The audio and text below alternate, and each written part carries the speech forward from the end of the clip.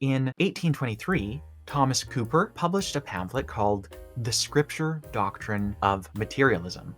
On page 6, he says, "I propose to show that the opinion denominated materialism is, and the opinion denominated immaterialism is not, consistent with Christianity."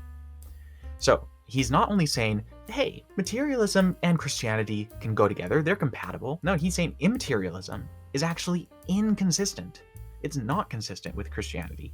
And he believes that materialism is.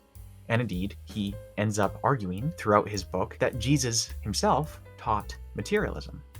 On page 23, he says, "The doctrine of a future state stands on a much firmer basis on the supposition of the resurrection of the body, and the body only, than on the resurrection of the soul.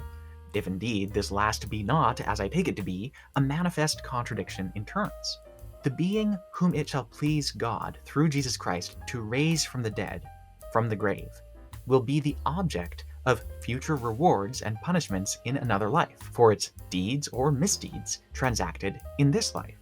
I know of no materialist who denies this, and I believe it is a doctrine probable, but not certain, independent of Scripture from considerations connected with the moral government of the universe, but rendered certain by the Christian Scriptures only. To an immaterialist, the Scripture doctrine of the resurrection is superfluous, for his man is essentially immortal in his immortal soul. To a materialist, it is everything, for it contains the only sure and certain proof of a resurrection that is to be found within the compass of human knowledge." So here he's arguing that if you take the position of immaterialism, the Christian doctrine of the resurrection becomes superfluous. It really doesn't have much value because you're immortal anyway. And why would you want to be cumbered with the flesh, cumbered with a body? But to a materialist who believes that the only existence is bodily existence, and that when someone dies, they are gone, and that the only way to come back is to be bodily remade, well then, the opportunity for the resurrection as promised in the gospel is valued so immensely.